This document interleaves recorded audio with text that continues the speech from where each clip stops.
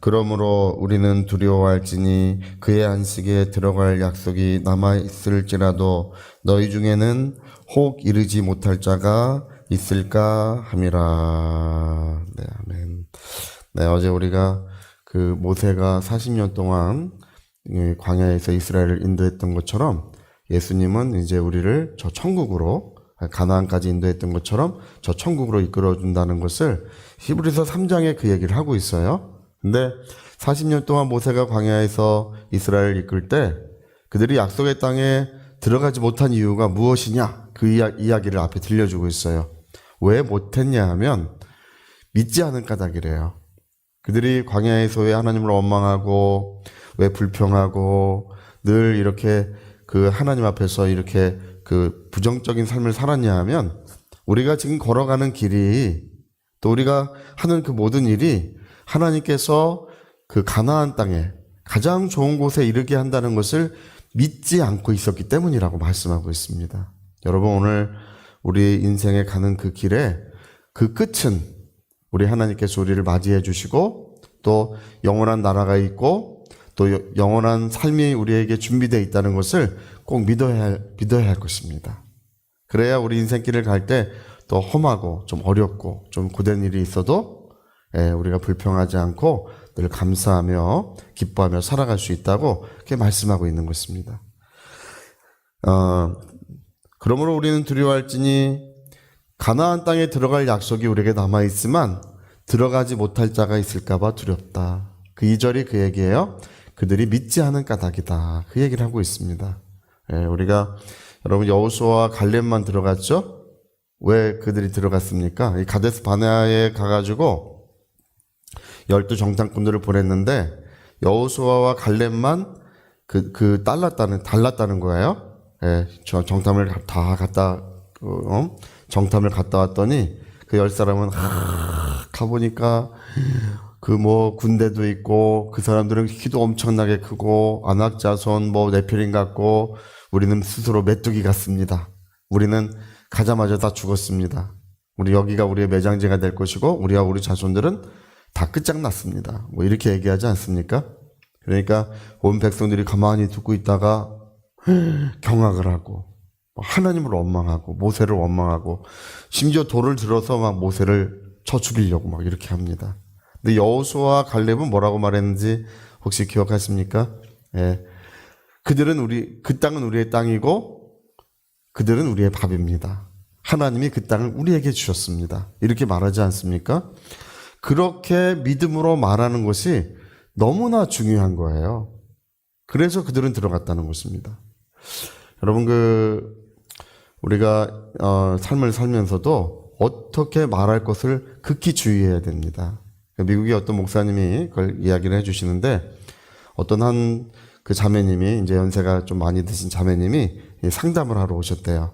오셔가지고 목사님 제 아들을 위해 기도해 주십시오 그러더래요. 그래서 무슨 일입니까? 물어보니까 제 아들은 그 불량배랑 어울려가지고 새벽 3시나 4시쯤 돼야 집에 들어온대요.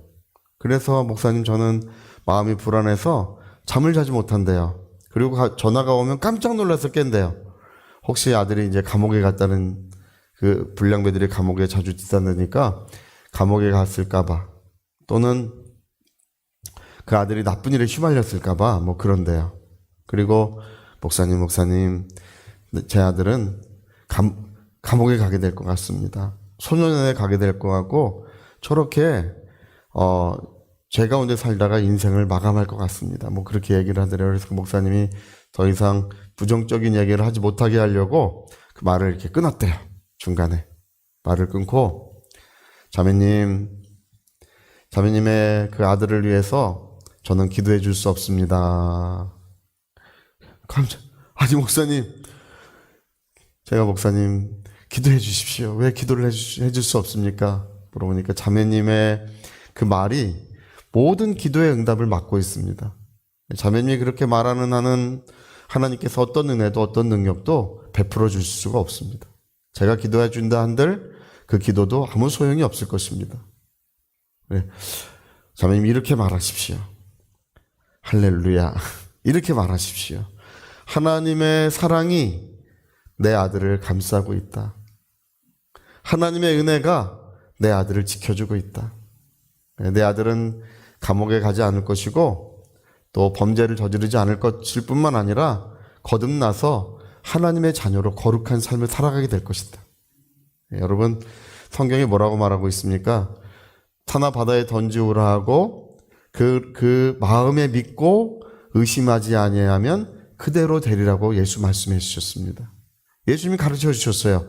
마음에 믿고 믿는 것을 말하면 그대로 되리라.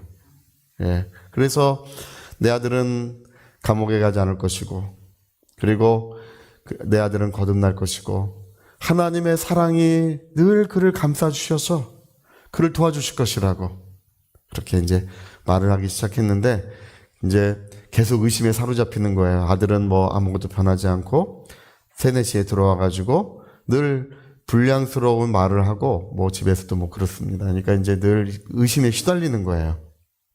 그래도 자기 마음의 의심이 시달릴 때마다 자기가 자기에게도 얘기하는 거예요. 내 아들은 하나님의 사랑하신다.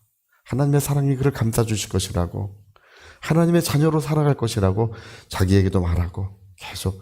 근데 1년 후에 이제 갔는데, 목사님 그때 상담해 주셨던 저를 기억하십니까? 제가 기억합니다. 목사님 말씀하신 대로 했더니 아들이 하나님께로 돌아왔대요. 그날도 이제 새벽 3, 4시에 이제 불량배들이랑 어울리다가 집에 돌아왔는데, 그 다음날이 이제 그날이 이제 주일이었대요. 근데 3, 4시에 돌아와가지고 어쩐 일인지 잠을 자지 않더래요. 그래서 아침에 교회를 가는데 자기도 따라가겠다고 나서더라는 것입니다. 근데 잠을 자고 쉬어야 되는데 어떻게 교회를 가려고 하니, 그래 그래도 같이 가보자 이렇게 갔는데, 그날 마침 교회에서 이제 주 예수님을 마음에 영접하실 분들은 자리에서 일어나십시오. 그때 그 아들이 자리에서 일어나더라는 것입니다. 여러분, 누구든지 마음의 문을 열면 예수님은 그 영혼에 들어가시는 것입니다. 예수님이 그 심령에 들어가시면 그 모든 삶이 다 변화되기 마련입니다. 예수님을 우리의 주님으로 영접하고 우리의 왕으로 영접하고 나의 생명이신 그 나의 생명으로 예수님을 영접할 때 그 예수님이 내 마음과 영혼에 들어오시면 나의 모든 것들은 아름답게 변하고 새로워지고 하나님의 은혜가 충만해지는 줄로 믿습니다. 이 아들은 그 아침에 마음의 문을 열고 예수님을 받아들임으로써 그의 삶이 1년 만에 완전히 변화되었다는 것을 이제 간증합니다. 여러분, 오늘 우리가 무엇을 믿을지를 조심하셔야 됩니다. 나는 이렇게 병들어 살다가 죽게 될 거야. 그렇게 말하는 한은 어떤 기도도 소용이 없습니다. 나의 이 삶은 이렇게 어렵고 힘겹게 살다가 그렇게 죽게 될 거야. 뭐 이렇게 말하면 그 어떤 하나님의 은혜도 이루어지지 않는다는 것을 성경이 그걸 기록하고 있습니다. 그 대신에 하나님은 나를 사랑하시고 나의 모든 길을 지켜주시며 그리고 내 모든 기도는 응답될 것이라고, 예수님의 이름으로 하나님은 그 모든 약속을 지켜주실 것이라고, 우리 신실하신 하나님을 찬양하고 기뻐하며 감사하며 영광을 올려드려야 될 줄로 믿습니다. 제가 아는 목사님 한 분도 신실하신 하나님, 변함이 없다는 뜻이에요. 변함이 없으신 하나님, 그 마음에 그 신실하신 하나님이 마음을 사로잡아가지고 그분이 이제 병으로 고통을 받고 계셨는데 아침에 일어날 때 마음에서 오 신실하신 주, 오 신실하신 주, 어제나 오늘이나 변함이 없으신 그 찬양 속에 아픔이 사라지고 변함이 없는 우리 하나님을 찬양할 때 치유의 역사가 일어나더라는 것입니다. 여러분, 오늘 하나님 우리를 사랑하시고 우리의 가는 모든 길을 그 마지막 날까지, 우리를 영광의 날까지 지켜주실 줄로 믿습니다. 우리 믿음의 고백, 우리 신앙의 고백을 밝게 하시고 하나님의 은혜가 충만하게 하시기를 꼭 부탁드리겠습니다. 저희 같이 한번 기도하시겠습니다. 안식에 들어갈 약속이 남아있을지라도 이르지 못할 자가 있을까 그것을 내가 두려워하고 있다. 그것은 믿지 않은 까닭이었다고 이렇게 말하고 있습니다. 우리 믿음의 마음, 하나님을 사랑하고 우리 하나님을 신뢰하는 그 마음이 얼마나 중요한지 모릅니다. 우리 위하여 같이 기도하시겠습니다.